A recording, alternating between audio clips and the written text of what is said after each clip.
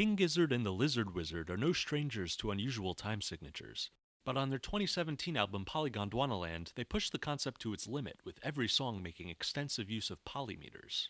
This is especially true of the album's opening track, Crumbling Castle. In addition to hosting a wealth of different polymeters over the elaborate structure of its 10-minute runtime, it features several instances of triple polymeters. Luckily, the harmony on this track is pretty straightforward, so we can really focus on understanding the complexity of its rhythms. Let's take a listen. Crumbling Castle's A section opens with a simple motif.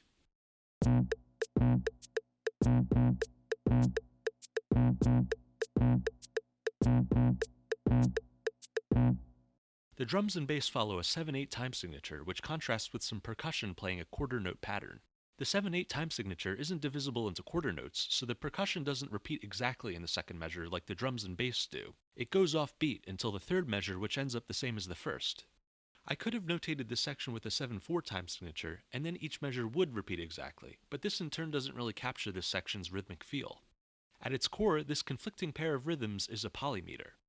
One way of describing it is to say the drums and bass follow a 7/8 pattern, while the percussion follows a 2/8 pattern. Of course, a 2/8 time signature is a bit silly, and in practice this polymeter is so simple that it makes sense to just notate it all in 7/8.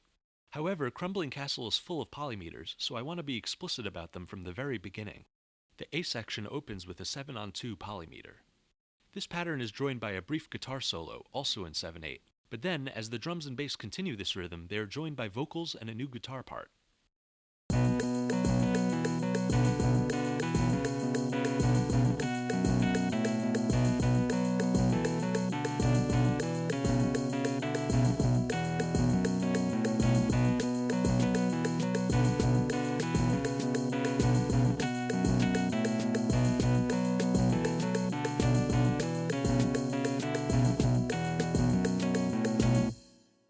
King Gizzard wastes no time throwing us into the deep end. Together, these three elements constitute the song's first triple polymeter. It's here that we begin to run into some difficulties. How can we satisfyingly portray such a weird polymeter using standard Western musical notation? For the time being, I've notated this entire section in 7/8, though careful examination will show the presence of two other meters. The more obvious of the two additional meters is used by the vocal part. The melody consists of a sequence of 3/8 note figures, either dotted quarter notes or quarter notes followed by a 16th note. This pattern completely ignores the 7/8 rhythmic framework, readily passing over bar lines. Usually, this kind of rhythm would be encapsulated in a time signature of 6/8 or maybe 3/4, but I want to be as literal as possible, so I'm treating it as being in 3/8. A polymeter between a 7/8 meter and a 3/8 meter ends up repeating after 21/8 notes. 3 measures of 7/8 and 7 measures of 3/8 elapse during this period. As a result, even though the drums and bass play the same pattern as the intro, this section doesn't follow the intro's repeated 2-measure structure. But now we need to also consider the guitar, which will make this polymeter even more complicated. Upon inspection, this guitar riff starts to repeat after 20/8 notes, an eighth note shorter than the basic cycle of the 7/3 polymeter. This seems to indicate the guitar is not playing in 7/8 or 3/8, so then what meter is it playing in? I would argue that it's following a 4/8 pattern. At first glance, it's also possible for 5/8 or 10/8 to fit nicely into a 28th note cycle, but let's look at what happens if we divide the guitar riff into 4/8 sized figures. These figures clearly express a repeated rhythmic theme, with all of them emphasizing the first and third eighth notes. The melodic shape repeats in figures 1 and 5 as well as in figures 2 and 3. If we try dividing the riff into 5/8 sized figures, on the other hand, there is no such symmetry. So, by using a 4/8 pattern that lasts 5 measures, this guitar riff goes out of phase with the 7/3 polymeter, with the next repetition having a slightly different alignment. But at the end of this second repetition, we see a variation in the guitar part. 2 extra eighth notes are added on to the end, making this repetition last 22 eighth notes instead of 20. As a result, the guitar riff snaps back into alignment with the 7/3 polymeter. 20 plus 22 eighth notes is the same length as 21 plus 21. This guitar riff is forming a truncated polymeter. What would have been an additional 4/8 figure in a true polymeter was truncated to a smaller 2/8 figure. King Gizzard used truncated polymeters in several places on Polygondwanaland, but this truncated triple polymeter is certainly a sight to behold. If you weren't convinced that this guitar part really is in 4/8, the second repetition of the 42 eighth note loop adds in a percussion part which also fits in 4/8. Much like the intro, this part merely plays quarter notes, this time on the upbeat, but in this case it clearly locks into the even timing of the guitar. What would it look like if we notated each part using its own time signature? It took some struggling with my notation software to get this to work, but here's the result. Since each staff has different measure lengths, the bar lines don't match up, although importantly the note spacing is still preserved. Let's take another listen.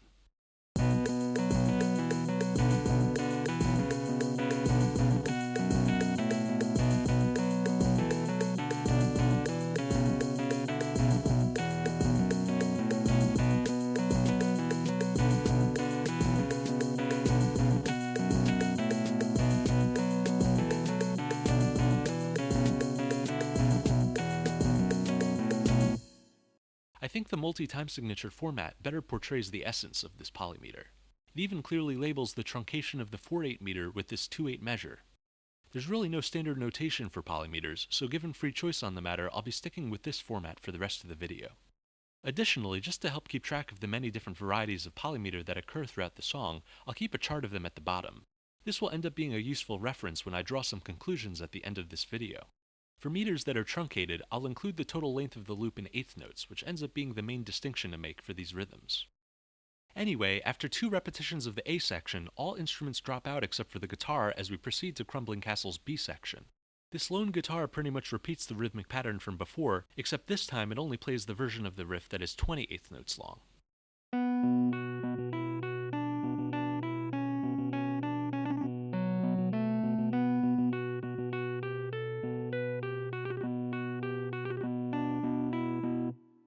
This riff is soon joined by the drums and bass, which are now playing in 5/8, and together these 2 meters form the B section's main polymeter. As I mentioned before, 4/8 and 5/8 both neatly divide into a 28th note pattern.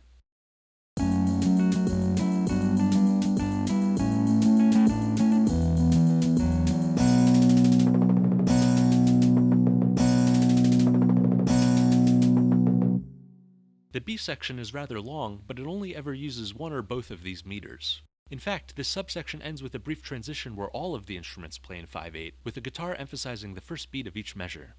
Single meter transitions with this general structure occur several times throughout the track as a whole. But in any case, after this one, the vocals return and form a unison pattern with the melodic aspect of the 4/8 guitar riff.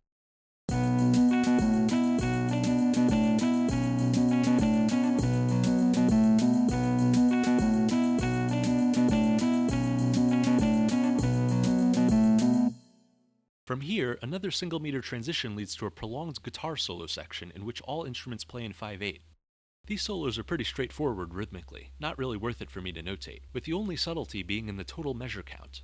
Up until now, the 5/8 measures were organized in groups of 4 in order to synchronize with the polymeter. But since there is no polymeter during this guitar solo section, it is able to last 31 measures, one measure short of the 32 measures you'd expect from using 4-measure groupings. After this digression, we return to the 5/4 polymeter with vocals, then another single meter transition, and then finally we return to the A section. This second A section is much like the first. The familiar drum and bass patterns in 7/8 and a percussion pattern in 2/8 are joined by a synthesizer riff in 7/8, sort of a replacement for the guitar solo that opens the song.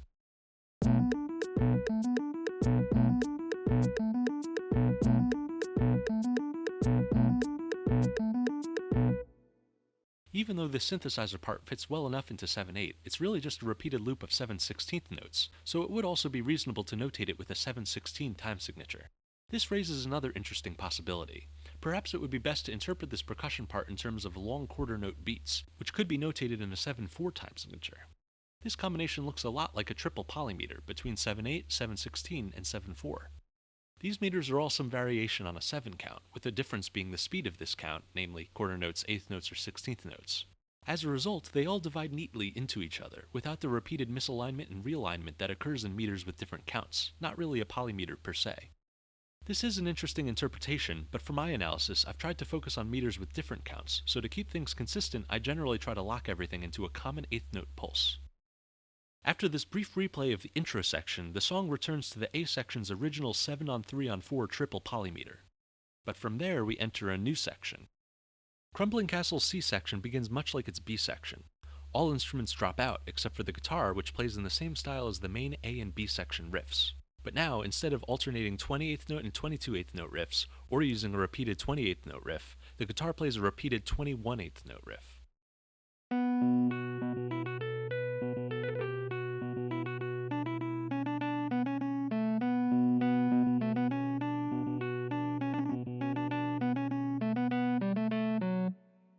This is still based on a 4/8 meter, but the truncation leaves a single hanging eighth note instead of the 2/8 note truncation that occurs in the A section.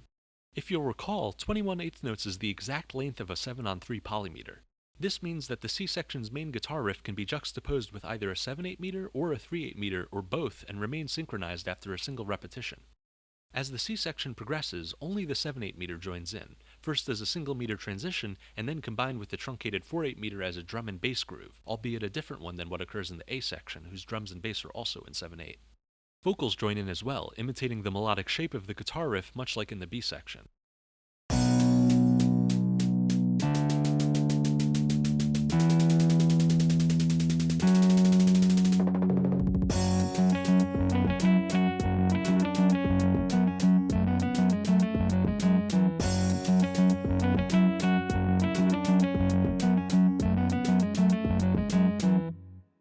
It's worth pointing out that the bass here, as well as the snare and bass drum pattern that share the bass's rhythm, could be conceptualized in 7/16 if we weren't trying to keep everything in an eighth note context.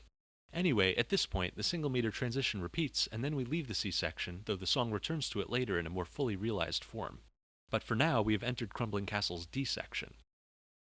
The drums and bass play a simple 5/8 pattern, though it's a different one from the B section, now playing with more of a 5/16 kind of phrasing, while a flute overlays this with a simple 3/8 pattern.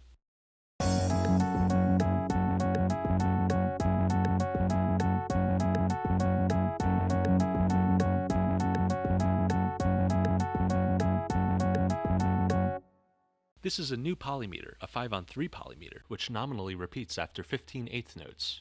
However, this little interlude cuts off after 8 measures of 5/8, which is 48th notes, not divisible by 15, forcing a truncation of the 3/8 pattern. The general format of this polymeter sees another variation as the D section progresses. The 5/8 drum and bass groove continues, but the vocal pattern is phrased in 4/8.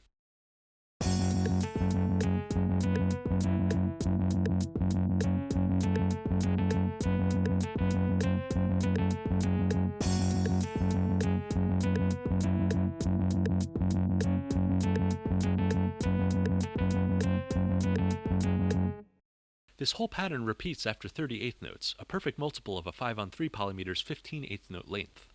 But there is no 3/8 part here, just a 4/8 melody that, much like other appearances of 4/8 in Crumbling Castle, must be truncated, in this case with 7 measures of 4/8 appended by a brief 2/8. Neither of these first manifestations of the C and D sections fully embrace their apparent polymeters. There are only ever 2 meters, and one is always truncated. The total length of these patterns, either 21/8 notes, 48th notes, or 38th notes, seems to imply a polymeter, 7/3, 5/2, or 5/3 respectively, but one of these component meters is not actually played. At this point, Crumbling Castle repeats the C and D sections, revealing a more fleshed out version of each.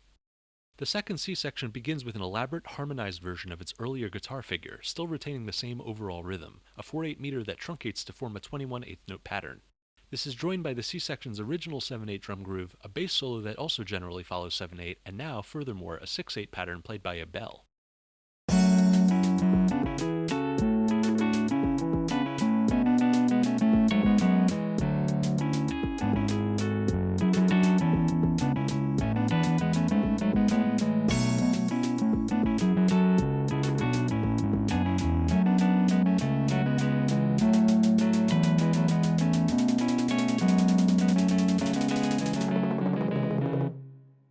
The bell is rather quiet. I had some difficulty even hearing exactly what notes it's playing, but if you listen carefully, it's definitely there, and it turns out to be critical in substantiating Crumbling Castle's second triple polymeter, a 7/6 polymeter combined with a truncated 4/8 meter. Interestingly, because the bell pattern is in 6/8 and not 3/8, it goes out of phase with the 21/8 note loop that forms the main drum, bass, and guitar pattern. But because 6/8 is exactly twice the length of 3/8, the bell rhythm resynchronizes with the other instruments after the second repetition. From here, we return to the original form of the C section, which juxtaposes the truncated 4/8 guitar with a 7/8 drum and bass groove. And then there is a single meter transition in 7/8 before we finally get to another iteration of the D section. This time, there are some additional bell and flute parts, which play a more complex melody that generally meshes with the 5/8 meter. But more importantly, there is a simple percussion part which plays a 2/8 pattern, emphasizing the upbeats.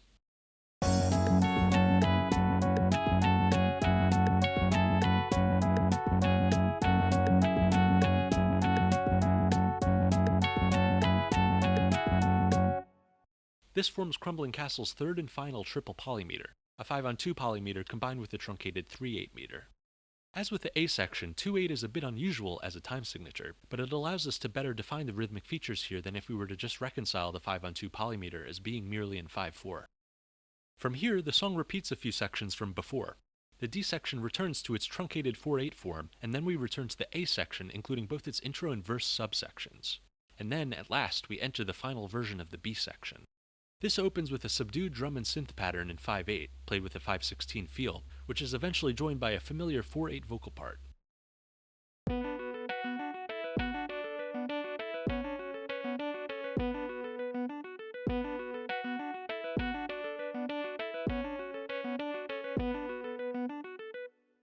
But now when the drums and guitar join in, things are somewhat different from the initial B section, with every instrument playing in 4/8.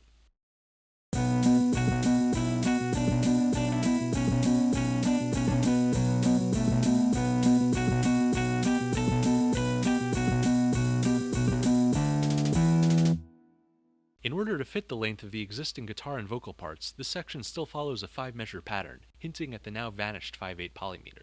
But then even that disappears, and for a brief subsection, Crumbling Castle is entirely in 4/8, following the natural inclinations of its even up-tempo drum rhythm.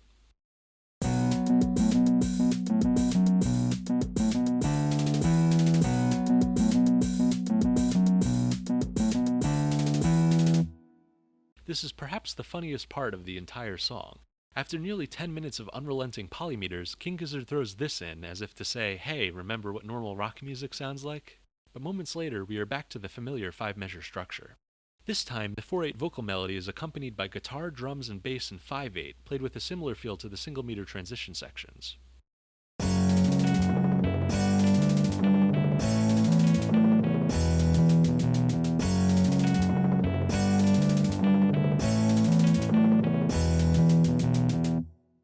Then there is one last variation on this section, where the drums go back to 4/8 while the guitar and bass continue to play in 5/8.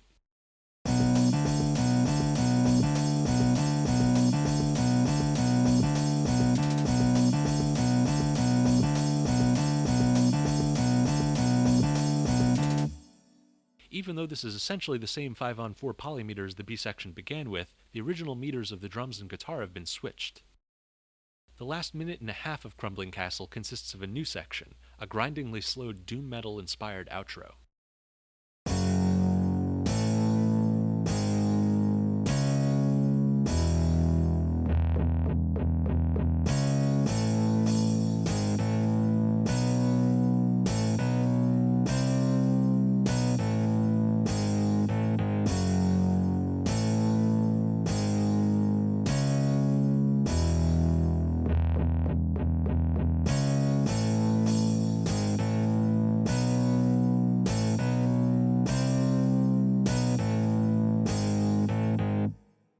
The general shape of this vocal melody is similar to the D section, but the meter is different. Instead of a 30/8 note pattern that implies a 5-on-3 polymeter, the pattern is shortened to 28/8 notes, or rather quarter notes since the section is played at half tempo. This causes the underlying 4/8 groove to total 14 measures. Realistically, if this section were its own song, it would probably be notated as 3 measures of 4/4 followed by a measure of 2/4 or something like that. But in the context of the rest of the song, we can sort of see this section as relating to 7 somehow. Not really a polymeter, but still similar to the other sections, whose unusual length and eighth notes seem to imply a missing meter. Now that we've looked at every section in detail, let's take a step back and admire the sheer variety of meters present in Crumbling Castle. Each section tends to favor certain meters over others, which is part of what gives these sections distinct identities in what is otherwise a very long and potentially confusing song. The A section favors 7, 3, and a 4 that truncates after 10.5 repetitions, forming a 20 plus 22 eighth note pattern. The B section uses 5 and 4, forming a 28th note pattern. The C section favors 7, 6, and a 4 that truncates after 5 1/4 repetitions, forming a 21/8 note pattern. The D section uses either 5 and a truncated 4, forming a 38th note pattern that hints at an invisible 3, or it uses 5, 2, and a truncated 3, which forms a 40 or 88th note pattern. And finally, the outro favors 4 in a 14-measure loop that hints at an invisible 7. From this top-down perspective, there are clear parallels between the A and C sections and between the B and D sections. In a way, the outro sort of ties these two families together, using the 7 from the A and C sections while borrowing a melody used in the D section. But another, more important top-down observation is that every section uses a 2 or 4 in some capacity. If I wanted to be really controversial, I would say that Crumbling Castle is in 4. Obviously, this belies the song's true rhythmic complexity, but there's a kernel of truth to it. In fact, I see a certain parallel with a lyrical concept that is woven through the last few songs on Polygon Dwanaland, the idea of the fourth color. The human eye only has 3 color inputs, red, green, and blue. Blending these signals obviously gives us a whole vibrant spectrum of color, but it's always fascinating to wonder what it would be like to have a fourth color signal. In Crumbling Castle, the more obvious polymeters are those between 7, 5, and 3. There's a tendency to almost ignore even meters such as 2, 4, and 8. Such a tendency could easily result in the first B section being labeled as merely 5-4, ignoring how the odd 5-bass drum and bass subtly contrast with the even rhythmic feel of the guitar and vocals. This bias is partly built into how we conceptualize rhythm, time signatures being some number over 4 or 8, rhythms being described as quarter notes, eighth notes, 16th notes, all expressions of powers of 2. I can't help but feel like the mystical fourth color has a similar vibe, seeing it would be a matter of realizing that it's been there all along, hiding in the background. I don't know that there's a real color like this, but in terms of rhythmic color, the fourth color seems to be 4 itself. This concludes my analysis of Crumbling Castle. If you have any questions, leave a comment and I'll do my best to explain.